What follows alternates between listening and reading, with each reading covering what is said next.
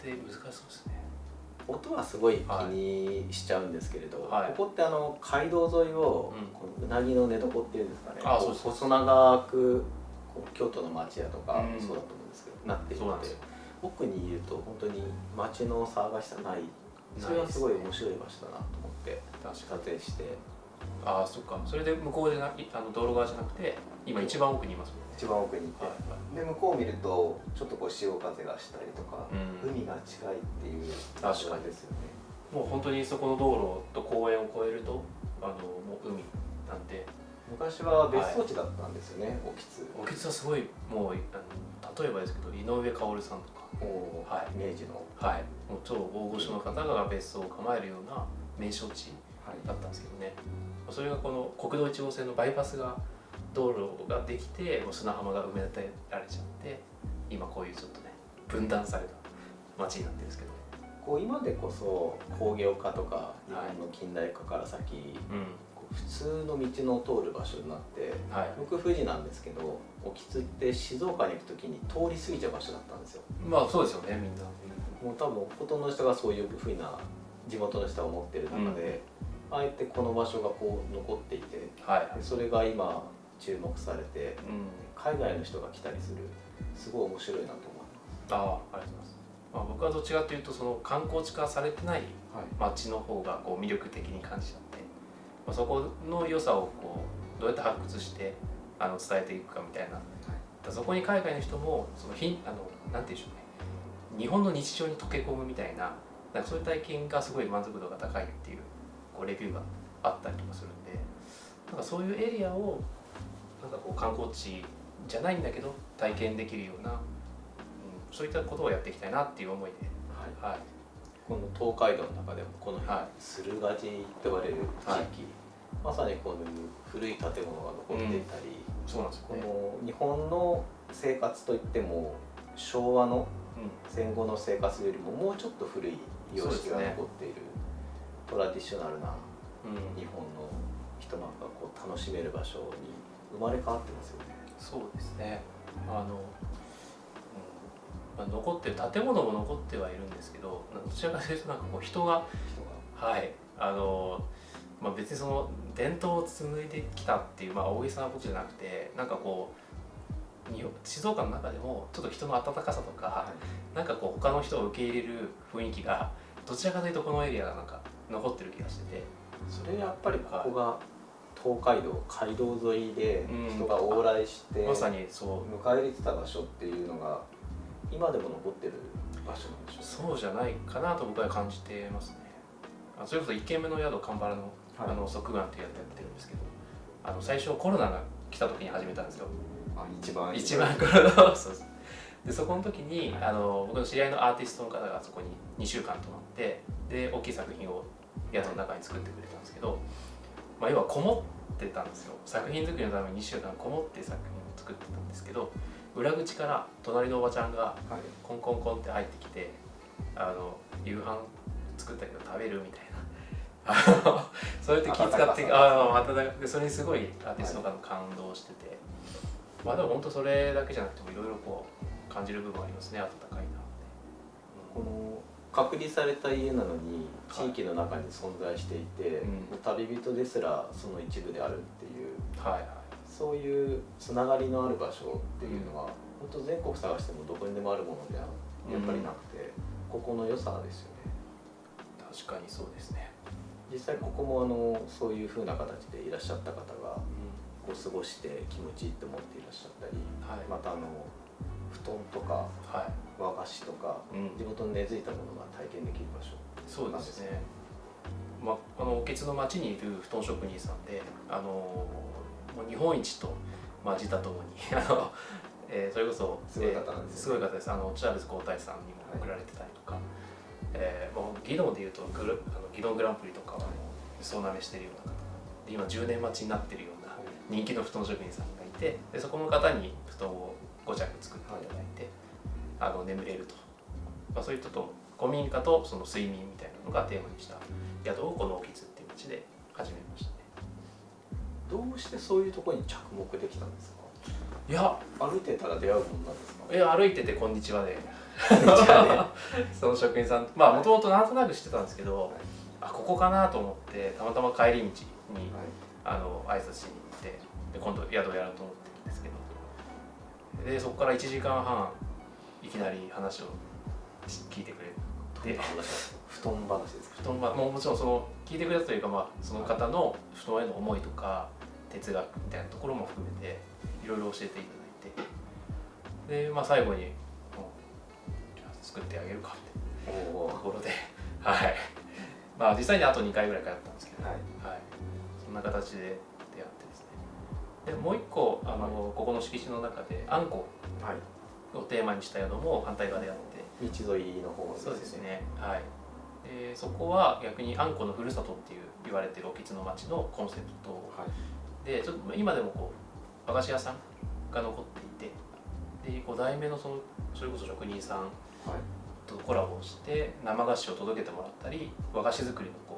体験オプションを作ったりとか、ちょっとそういうあんこをテーマにした場所をもう一軒始めて。いいですよね。あんことか生菓子、そういろんなお菓子がある中で日本のお菓子の文脈、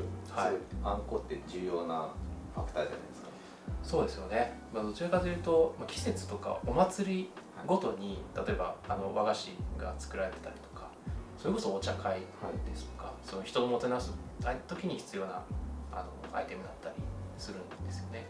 そういうのを考えるとあんこをテーマにと言ってもあんこだけじゃちょっと足りないなと、それもあって実は山下さんを通じて茂平さんのお茶をぜひこの宿でいろんな人に飲んでもらいたいな、それこそ海外の方にもお菓子とそうですお茶の産地ですもんね、静岡のその中でもそれこそ茂平さんのこだわられてる話も聞いてましたので、ありがとうございます。そこでやっぱり急須で茶葉から入れたお茶と本物の職員が本当にこだわった和菓子との、両方体験できたら最高だなというところから、始まってますね。今日ねちょっと持ってきたんですよ。黒曜という新しいほうじ茶になります。ほうじ茶っていうのがですね、静岡の人たちがまたちょっと下に見ているというか緑茶が好きすぎて、緑茶以外じゃないお茶とかをね地元の人飲まないんですよ。僕関西にいたんですけど、飲食店行くとまずほうじ茶が無料で出てきたりするんです。関西は結構自分の飲むお茶がほうじ茶で、おもてなしがお抹茶とかそうですね。静岡はもう生産地なんで、すでに緑茶のイメージなんですが、ほうじ茶も奥が深くて、実はやっぱり静岡県結構作ってるんですよね。そうなんですか。この原料の緑茶があって、それをベースに作るっていうことで、昭和の時代にすごい生産量が増えて、今でもたくさん作ってるんですよ。なるほど。でも地元の人飲まない、輸出品なんであんまり確かに全国に家では出てこなかったですね。香りを楽しんでいただきたいので、ネットでそのままケースで入れる。これも温度を下げたりとかそういう、面白い部分なんですけど、気を使わなくても他の緑茶と違う。なるほど。でここのオープニングの時に、ベルという名前のブレンドのお茶出したんですけど、そのベースですね。なるほど。ベルはカモミールとレモンバーベナが入っています。やっぱりベースのお茶が美味しければブレンドしても美味しいということで。なるほど。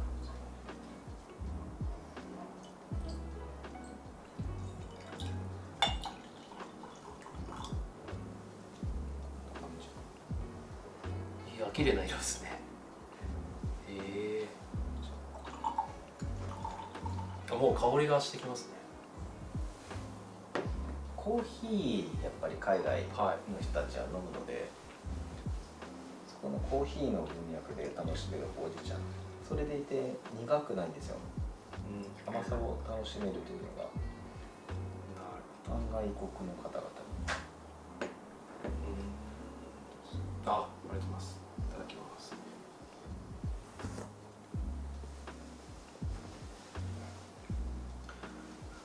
なんか落ち着きます。ちょっと落ち着いてしまう。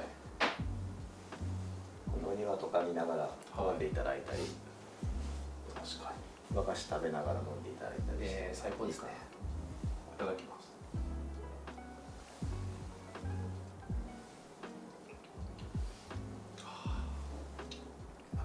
甘いですね。ほうじ茶は苦くないです。甘いんですよ。緑茶の方が実はまだ苦味渋みがあって、その緑茶の苦さや渋さを熱で甘さや甘い香りに置換して、そういう焙煎方法ですね。夏なんかはこれを水出しにしたりして、麦茶の代わりに飲んだりしても美味しいと思います。絶対いいですね。美味しい。こういう世界観もやっぱりこの静岡にあって、きっと昔この街道を通って江戸まで運ばれてたのかもしれないですし、そうかもしれないですね。もしかしたら海で船でこの海を渡っていったのかもしれないですし、そういったところにも思いを馳せていただけると、地元の茶師としては嬉しいなと。いいですね。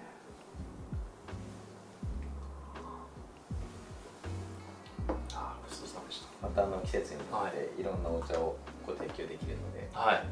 いろんな方、世界中の方、日本の方、こちら泊まって、そうですね、ここを過ごしながら、その一つにお茶という楽しみ方も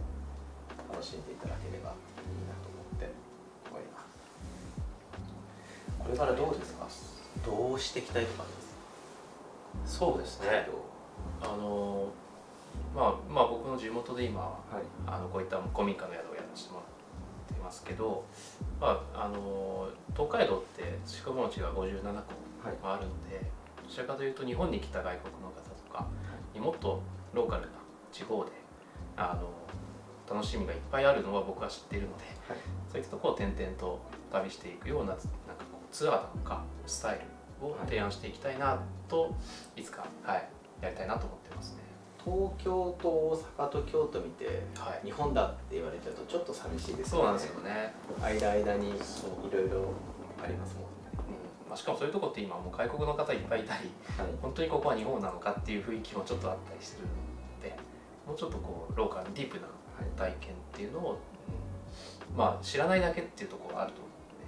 僕らが発信していかないといけないのかなと思ってます。紹介をして楽しんでいただいて、ぜひね、一緒にやっていきたいと思いますので、これからもよろしくお願いします。よろしくお願いします。ありがとうございます。ありがとうございます。